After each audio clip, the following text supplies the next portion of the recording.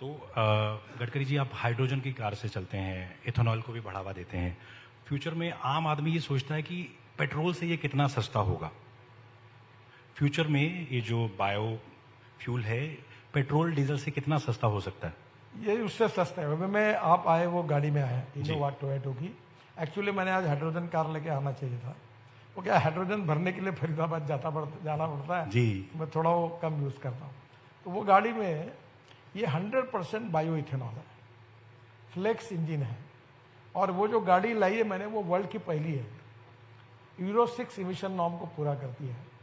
अब इथेनॉल का रेट 60, 65, 70 रुपये है, पेट्रोल का 120 रुपये है। और ये गाड़ी जो है वो 60% बिजली तैयार करती है अपने आप।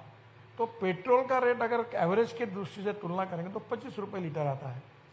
अभी ये जो फ्लेक्स इंजन है, इसमें टाटा, महिंद्रा, टोयोटो ऑलरेडी था, सुजुकी, हुंडई और करीब 7-8 कंपनियों ने अभी फ्लेक्स इंजन की गाड़ियां लाने का ये किया है। इंडियन ऑयल ने इथेनॉल के 400 पंप वो भी शुरू किए। थोड़ा इथेनॉल में एक थोड़ा प्रॉब्लम आया कि जब पेट्रोल में डालेंगे तो 5%, और अगर हम 100% लेके जाएंगे तो 18%, ऐसा एक GR है, तो 18% GST लगता है। तो अभी मैंने फाइनेंस मिनिस्टर को भी लिखा है, तो आने वाले दिनों में अल्टरनेटिव फ्यूल में इथेनॉल में आएगा। अभी बजाज ने स्कूटर बनाई, मोटरसाइकिल मैंने लॉन्च की, वो CNG पर है। और CNG, ये बायो CNG भी अब किसान बनाने लगा है। तो मेरा जो इंटरेस्ट है कि हमारे देश में import substitute, cost effective, pollution free और इंडिजिनियस। तो अब CNG की जो बाइक है वो हाइब्रिड करने के बारे में वो कोशिश कर रहे हैं। अभी मुझे अनऑफिशियली पता चला कि वो सक्सेसफुल हो गए कि CNG और पेट्रोल इस पर स्कूटर चलेगी।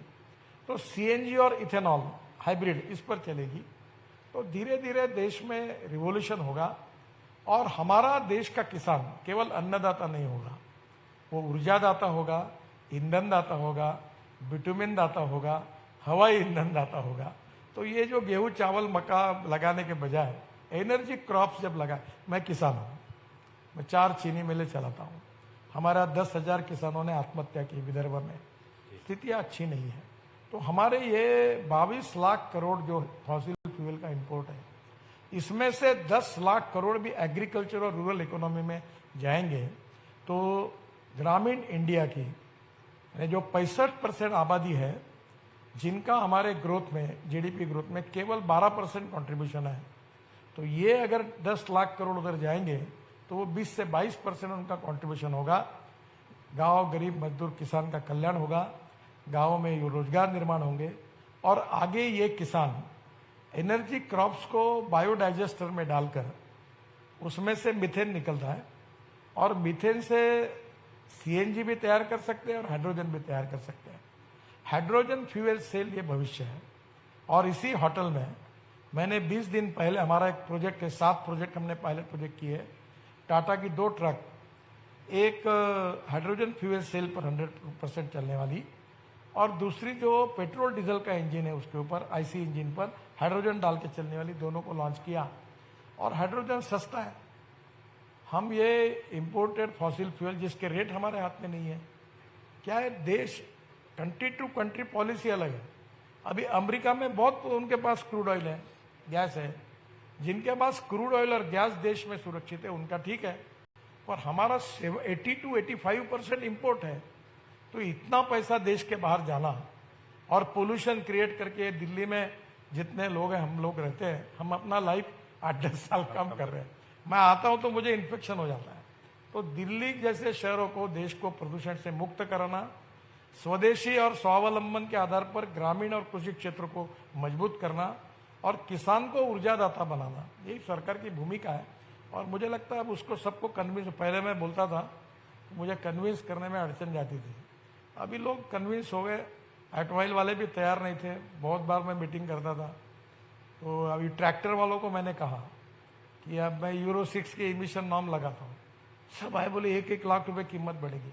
मेरा एक ऑप्शन है, आप 1 साल में इलेक्ट्रिक और CNG का ट्रैक्टर लॉन्च करो, मैं विड्रॉ करूंगा। एक ट्रैक्टर अगर CNG पर जाएगा तो 1 लाख रुपए उसके बचेंगे। और मेरे पास इलेक्ट्रिक ट्रैक्टर है, वो मैं ट्रायल करता हूँ, प्रॉब्लम है वो 1.5 घंटा ही चलता है। अगर वो ट्रैक्टर में अगर कैपेसिटी तैयार होगी और चलेगा तो मेरी कॉस्ट ही कुछ नहीं। तो मुझे लगता है आने वाले समय में टेक्नोलॉजी का उपयोग करके जो गरीब हमारे देश में एग्रीकल्चर, रूरल, ट्राइबल, फॉरेस्ट में जो लोग हैं उनके लिए हम लोग इसका उपयोग कर सकते हैं। आसाम में नुमालीगढ़ में शायद मुझे लगता है HPCL का प्रोजेक्ट है या उन्होंने बाम्बू से बायो इथेनॉल बनाया और वहाँ से पाइपलाइन बांग्लादेश में गई है। तो उस समय मैंने बांग्लादेश के प्रधानमंत्री जी को सुझाया था कि आपका पेट्रोल डीजल सस्ता हो जाएगा। बोले कैसे? तो मैंने कहा ये इथेनॉल जो पाइप है आपका, इसमें जो पेट्रोल है उसमें 18% इथेनॉल डाल के आप डायरेक्ट मंगाओ, तो इथेनॉल और पेट्रोल के रेट में जो कम है उसके कारण आपका पेट्रोल सस्ता हो जाएगा और पोल्यूशन भी कम होगा। अब धीरे धीरे इथेनॉल को हम एक्सपोर्ट भी कर सकते हैं। तो मुझे लगता है कि ये देश की इकोनॉमी के लिए भी फायदे का है और प्रदूषण को कम करने में भी इसका उपयोग होगा।